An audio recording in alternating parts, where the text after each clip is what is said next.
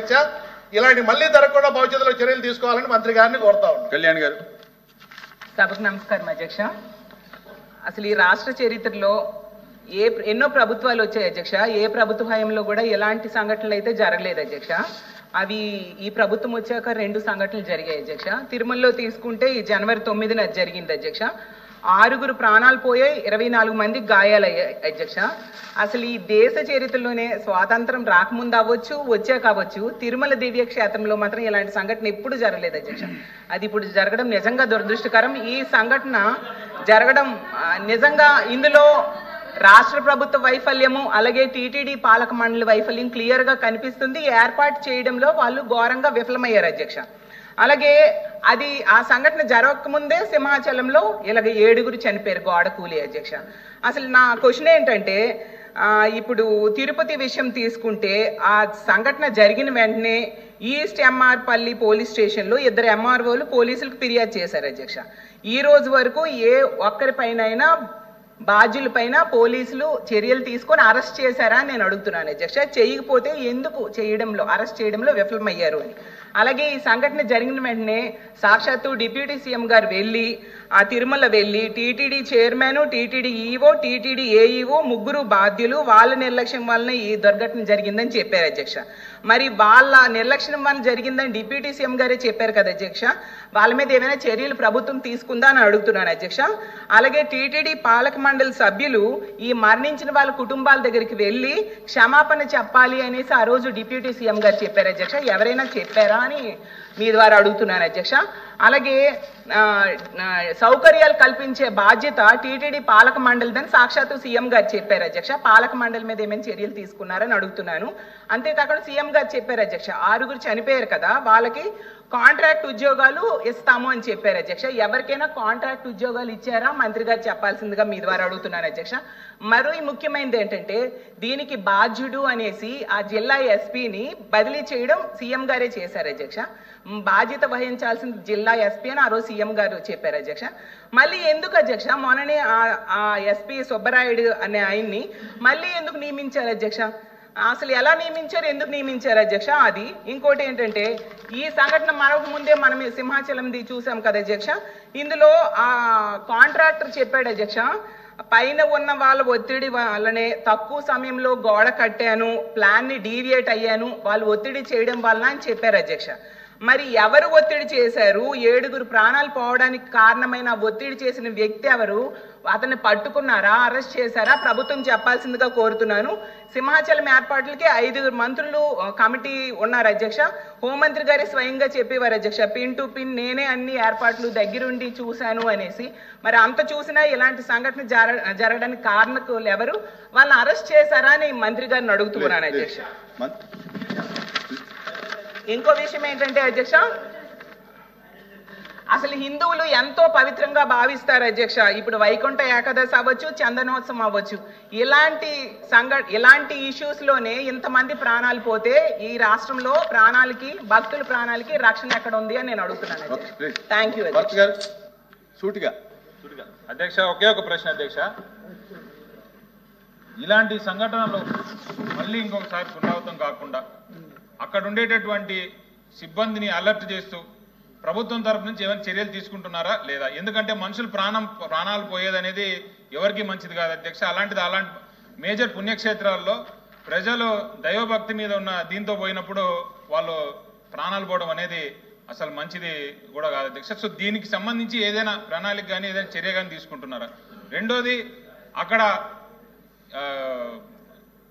తిరుమలలో అది జరిగినప్పుడు మరి ముఖ్యమంత్రి గారి పర్యటన ఉండింది కాబట్టి ఎక్కువ మంది పోలీస్ సిబ్బంది అంతా కూడా ఆయన బందోబస్తుకి వెళ్ళిన మాట అందరికి తెలిసిన విషయం అధ్యక్ష. కానీ ఎక్స్ట్రా బందోబస్తు లేకుండా, ఎక్స్ట్రా మనుషులు లేకుండా ఇక్కడ చనిపోయారనే వాదన కూడా వినిపిస్తుంది. అది ఎంతవరకు నిజం? యాక్చువల్గా అది నిజంగానే అలా జరుగుంటే మాత్రం మళ్ళీ ఇంకోసారి జరగడానికి అది జరగకుండా చూసుకోవాలనేటటువంటిది కూడా తెలియజేస్తాను అధ్యక్ష. లాస్ట్ అంటే ఎండోమెంట్ మీద ఈ టీటీడీ మీద క్వశ్చన్ కాబట్టి కొంచెం డివేట్ అధ్యక్ష. ప్రతి 15 రోజులకు మాత్రమే మెంబర్కి సెల్ఫ్లో పోతే దర్శనం ఇవ్వాలనేటటువంటి రూల్ ఇప్పుడు కొత్తగా పెడుతున్నారు. అది ఎండోమెంట్ డిపార్ట్మెంట్ పెడుతుందా, టీటీడీ వాళ్ళు పెడుతున్నారా? అసలు అది ఆన్ రికార్డ్ ఉందా, పేపర్ ఉందా, ఏమన్నా దానికి సంబంధించిన డీటెయిల్స్ ఏమైనా ఉన్నాయా లేదా? ఇది ఓన్లీ జరుగుతూ ఉందా? అది కూడా కొంచెం క్లారిటీ ఇవ్వనండి మంత్రి గారు.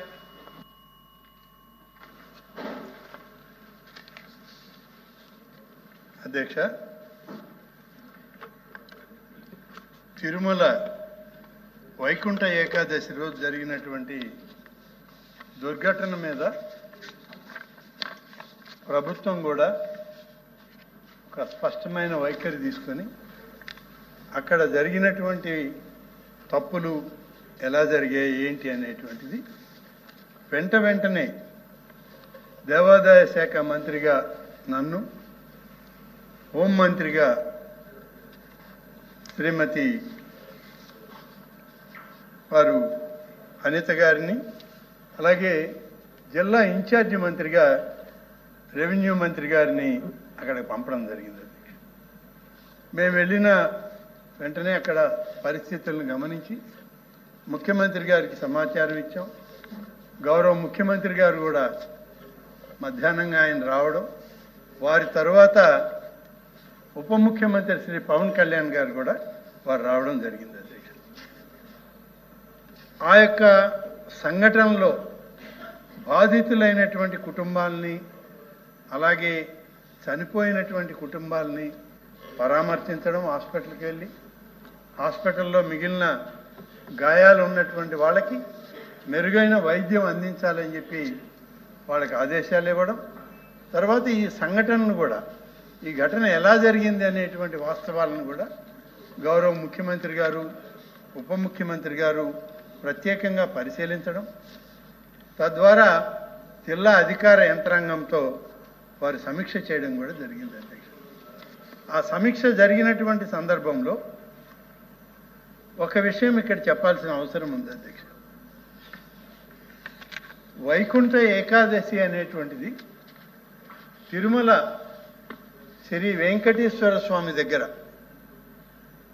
ఈ సాంప్రదాయాన్ని అనేక దశాబ్దాలుగా 2 రోజులు నిర్వహిస్తారు. అధ్యక్ష, ఇది 10 రోజులకు మార్చారు. అధ్యక్ష, ఎవరు మార్చారు, ఎందుకు మార్చారు, దానికి ఆగమ పండితులు దానికి అనుమతి ఇచ్చారా, ఇవన్నీ పోతే ఇంకా లోతుకు పోతే చాలా ఉంది. అధ్యక్ష, 2 రోజులు జరిగే వైకుంఠ ఏకాదశి కార్యక్రమాన్ని 10 రోజులకు మార్చి వైకుంఠ ఏకాదశి కార్యక్రమాన్ని తిరుమలలోనే టిక్కెట్లు ఇవ్వడం కానీ, ఆన్లైన్లో టికెట్లు పంపిణీ చేయడం కానీ ఇవన్నీ జరిగాయి. అధ్యక్ష, కానీ కొన్ని స్వార్థపర శక్తులు తిరుమల నుంచి వాళ్ళ స్వార్థ రాజకీయాల కోసం ఆ టికెట్ కౌంటర్లని కిందకు తెచ్చారు. అధ్యక్ష, దాన్ని కొనసాగించారు కొంతకాలం. దానివల్ల సరే కొన్ని తప్పులు ఆ జరిగినటువంటి సంఘటన రోజున ఇది కూడా ఒక కారణమైంది. అధ్యక్ష, వాస్తవానికి అధ్యక్ష, తిరుమల వైకుంఠ ఏకాదశి సందర్భంలో జరిగినటువంటి దాన్ని అందరం కూడా బాధపడ్డాం. ఈ జరిగినటువంటి కార్యక్రమాలు, టోకన్లు, ఎస్ఎస్ఐడి టోకన్లు, ఇవన్నీ కూడా అది తిరుమలలో ఇచ్చే వాటిని తిరుపతికి తీసుకురావడం, ఈ క్యూ లైన్లలో మార్పులు చేసి పైన ఇవ్వాల్సిన డిస్ట్రిబ్యూషన్ అంతా కింద చేశారు. అధ్యక్ష, ఇది ఎందుకు జరిగింది, ఎలా జరిగింది అని అంటే, గతంలో ఒక 3-4 సంవత్సరాల నుంచి ఈ మార్పు తిరుమలలో, తిరుపతిలో చేశారు. ఆనాటి పాలక వర్గాలు చేసిన కార్యక్రమం అది కొనసాగిందే తప్ప ఇది అనాదిగా ఉన్నది పద్ధతి కాదు అని చెప్పి ఆనాడు చెప్పడం జరిగింది. అయినప్పటికీ వివరాలన్నీ సేకరించిన తర్వాత దీనిలో బాధ్యులైనటువంటి అధికారులని ఎంపిక చేసుకొని ఎవరు దీనిలోని అప్పటికప్పుడే ఒక నిర్ణయం తీసుకోవడం జరిగింది. నిర్ణయం తీసుకున్న తర్వాత ఆడున్నటువంటి అధికారుల్ని వెంటనే రిలీవ్ చేయమని, కొంతమందిని చట్టపరంగా, ప్రభుత్వ పరంగా చర్యలు తీసుకోమని గౌరవ ముఖ్యమంత్రి గారు ఆదేశాలు ఇవ్వడం, మా శాఖ ద్వారా ఆ ఆదేశాలని అమలు చేసే తీరులో ఉన్నటువంటి కొందరు అధికారులను సస్పెండ్ చేశాం, కొందరు అధికారులని అక్కడ రిలీవ్ చేశాం. వాళ్లకు బదులుగా వెంటనే ఇతర అధికారులను తీసుకొచ్చి పెట్టి 2 రోజులు 10 రోజులు చేసినప్పటికీ ముందుగా దాన్ని ప్రకటన జరిగింది కాబట్టి 10 రోజుల కార్యక్రమాన్ని పూర్తి చేయడం జరిగింది అధ్యక్ష. ఈ తొక్కిసలాటలో జరిగినటువంటి దీని మీద కేవలం ప్రభుత్వ అధికారులు, ప్రభుత్వంలో ఉన్నటువంటి మంత్రివర్గం వీళ్ళే కాదు అధ్యక్ష, అనేక మందికి అనేక రకాల అనుమానాలు వచ్చాయి. ఆ వచ్చిన అనుమానాలని నివృత్తి చేయాలంటే దీనికి ఒక చట్టబద్ధతను తీసుకురావాలని చెప్పి చేసినటువంటి ఒక ప్రయత్నంలో దీనికి మనం ఒక కమిషన్ వేయడం జరిగింది అధ్యక్ష. ఆ కమిషన్ కూడా దీని మీద హైకోర్టు మాజీ న్యాయమూర్తి జస్టిస్ సత్యనారాయణ మూర్తి గారిని దీనికి జ్యుడిషియల్ కమిషన్ వేశాం. వారిచ్చే నివేదికను ఆధారం చేసుకొని చర్యలు తీసుకుంటామని చెప్పి చెప్పడం జరిగింది అధ్యక్ష.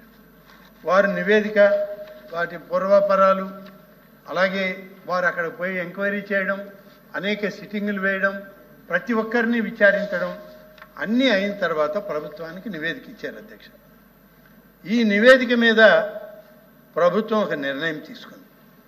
ఆ నిర్ణయం ప్రకారం బాధ్యులైనటువంటి తిరుపతి క్రైమ్ డిఎస్పి రమణ్ కుమార్, అలాగే గోశాల డైరెక్టర్ శ్రీ హర్నాథ్ రెడ్డికి, వీళ్ళిద్దరికీ అక్కడ బాధ్యతలు ఇచ్చారు అధ్యక్ష. ఈ క్యూలైన్ బాధ్యత తిరుపతిలో జరిగిన ఇన్సిడెంట్కి అక్కడ బాధ్యత వహించాల్సిన వీళ్ళిద్దరికీ ఆ డ్యూటీ ఉంది. ఇద్దరూ సమయాభావం, అక్కడ సమయంలో లేరు. క్రిందనున్నటువంటి అధికార యంత్రాంగం సూచనలు ఇచ్చిన పరిస్థితి లేదు. ఈ తొక్కిసలాటలో నష్టపోయింది కొంతమంది ప్రజలు కూడా చనిపోవడం. వాళ్ళు కూడా ఇక్కడ వాళ్ళు కాదు అధ్యక్ష, కొంతమంది విశాఖపట్నం, కొంతమంది తమిళనాడు, కొంతమంది కేరళ, ఇట్లా వివిధ ప్రాంతాల నుంచి స్వామివారి దర్శనానికి వచ్చి నష్టపోయారు అధ్యక్ష. అదే సందర్భంలో అక్కడ ఉన్నటువంటి జిల్లా ఎస్పీ శ్రీ సుబ్బరాయుడు గారు, అలాగే టీటీడీ చీఫ్ విజిలెన్స్ అధికారి, సెక్యూరిటీ అధికారి ఆయన శ్రీ శ్రీధర్ గారు, అలాగే జేయూగా ఉన్నటువంటి ఐఏఎస్ అధికారిని గౌతమి గారు, వీళ్ళందరూ కూడా ఈ పర్యవేక్షణలో ఉన్నారు. డిపార్ట్మెంటల్గా వాళ్ళు చేస్తున్న పర్యవేక్షణ అంతా చేస్తున్న ఈ ఇన్సిడెంట్ జరిగింది కాబట్టి వాళ్ళందరినీ కూడా పక్కన పెట్టి ఈ యొక్క కమిషన్ ఎంక్వైరీ పూర్తి చేశాం అధ్యక్ష. కమిషన్ ఎంక్వైరీ అంతా వచ్చాక కొంతమంది మీద వాళ్ళు నిర్దిష్టంగా సూచనలు చేశారు. అవి ప్రభుత్వం నిర్ణయం తీసుకొని దానిపైన వాళ్ళని ఇవాళ బాధ్యుల్ని చేసి మేము చర్యలు తీసుకుంటున్నాం అధ్యక్ష. ఇక ఆ సంఘటనలో ఏ సంబంధాలు లేకుండా కమిషన్ రిపోర్ట్లో కూడా వాదనలో రానటువంటి అధికారుల మీద ఎందుకు తీసుకోలేదు చర్య అనే మాట వచ్చింది అధ్యక్ష. కమిషనే, జ్యుడిషియల్ కమిషనే అక్కడ ఉన్నటువంటి ఒక ఐఏఎస్ అధికారిని, ఇద్దరు ఐపీఎస్ అధికారుల మీద వాళ్ళకి ఎలాంటి సంబంధం లేదు ఈ ఇష్యూ మీద, ఇన్సిడెంట్ మీద నివేదిక ఇచ్చాక ప్రభుత్వం ఏ విధంగా చర్యలు తీసుకుంటుంది అధ్యక్ష? కాబట్టి కొన్ని విధానాలు ఉన్నాయి రాష్ట్ర ప్రభుత్వానికి, కొన్ని పద్ధతులు ఉన్నాయి. వాటి ప్రకారం ఇవాళ చర్యలు తీసుకునేటువంటి కార్యక్రమం ప్రభుత్వం ఇప్పటికే తీసుకోవడం జరిగింది అధ్యక్ష. అలాగే సింహాచలం దుర్ఘటన అధ్యక్ష, ఇది కూడా కొంచెం బాధ కలిగించేది. సంవత్సరానికి ఒక రోజు, ఆ రోజు సింహాద్రి అప్పన్న చందనోత్సవం కార్యక్రమం జరిగేది. ముందు మేము వెళ్ళాము అధ్యక్ష, అన్ని రకాలుగా కూడా పరిశీలన చేసి అధికారులకు ఆదేశాలు ఇచ్చాం. కానీ ఆ ముందు 2 రోజుల ముందు నుంచి భారీగా వర్షాలు పడ్డాయి. ఈ వర్షాలు పడ్డ వల్ల ఇది పడింది అనేది కాదు, కానీ దీనిలో కొంత సమన్వయ లోపం జరిగిందనే మాట వాస్తవం.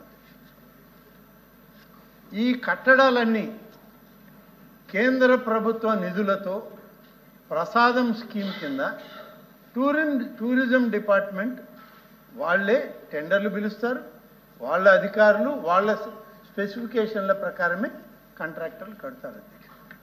కానీ ఇక్కడ ఇది దేవాలయ ప్రాంగణంలో వచ్చినటువంటి గోడ. ఈ గోడ అవసరం ఏంటి అని అంటే, ఈ భారీ వర్షాలు పడినప్పుడంతా సింహాచలం కొండల మీద మట్టి జారి క్రిందికి భక్తుల మీదకి జారి పడుతూ ఉంటుంది. దీనికి ఒక సపోర్టింగ్ వాల్ కావాలని ఇటు దేవాదాయ శాఖలో ఉన్నటువంటి ఇంజనీరింగ్ అధికారులు, అటు ప్రసాదం స్కీమ్ చూస్తున్నటువంటి ఇంజనీరింగ్ అధికారులు ఇద్దరూ కలిసి దీన్ని